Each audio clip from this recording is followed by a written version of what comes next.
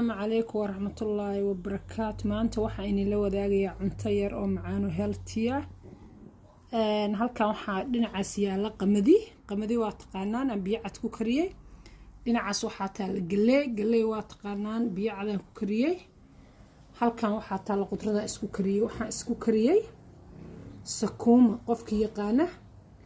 waxaan isku kariyay bagal. waxaan isku kariyay Allahu musta'aana bataato.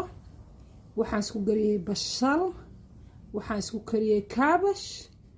maraq yar suubaan ka suubiyo waa ujeedaan. intaas marka waxa yar basbaas aan ku daray, basbaaska cagaarka oo kaas baan ku daray. qofkii rabo uu ku darsan karaa cuna basbaaska spice-ka jecel waa ku daray. qudradan aan isku kariyay waxaan ku cunayaa qamadiga iyo galeyda. tamaadhadan yarna dushaan ka saartay.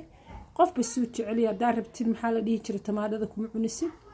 marka cuntadan waa cuntadeena wadankeena ka baxda oo aad u fiican oo fitamiina. qudradii waa tan oo qoyan oo caloosha jilcinaysa. galeydii oo lafihii maaragtay isha adkaynaysa. qamadigi oo lafaha iyo seedaha iyo wax kasta maaragtay adkaynayo maaragtay bildi gareynaya. cuntadan marka Soomaali Maxamed ee YouTube-kayga insha Allah ba ka daawanaysan waa Khadra Footir Soomaali Health Eat.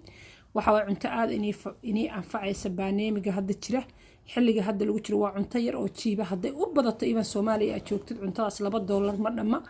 maxaa la dhihi jiray ii sheeg.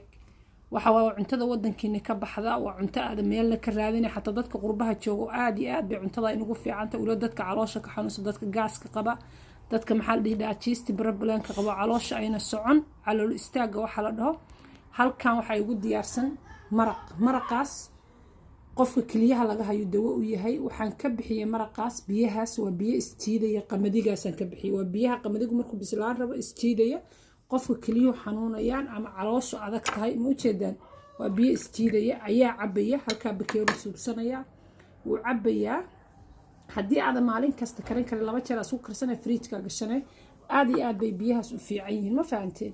waa biyo qamadiga markuu bislaan rabo isjiidaya kaliyaha dadka dhagax uga jiro dadka maarta kaliyaha laga hayo dadka maarta caloosha adag tahay dadka markasta caloosha abseedkeedu noqdo. marka intaas cuntid ayaad maaragtay ma sha Allah ka daba cunaysaa.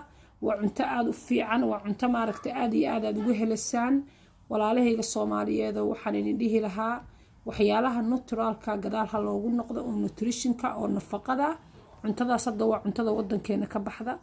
waa qamadigi waa galeydii maaragtay ii sheeg waa qudradii ayuha nooc waa ka baxda Soomaaliya hadda qudrada isku kariyay.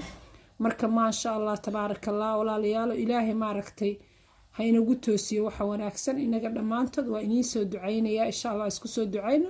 qof kasto video-ga daawadana walaalkaaga kale u baashaagtiyo share-kiyo like-tana ku dhufo maaragtay sheeg si aan dad badan oo walaala uga faa'iideystaan. waa inii salaamaya waa inii jeclahay ilaahay inii jeclaado Soomaali Maxamed. assalaamu calaykum waraxmatullaahi wabarakaatu.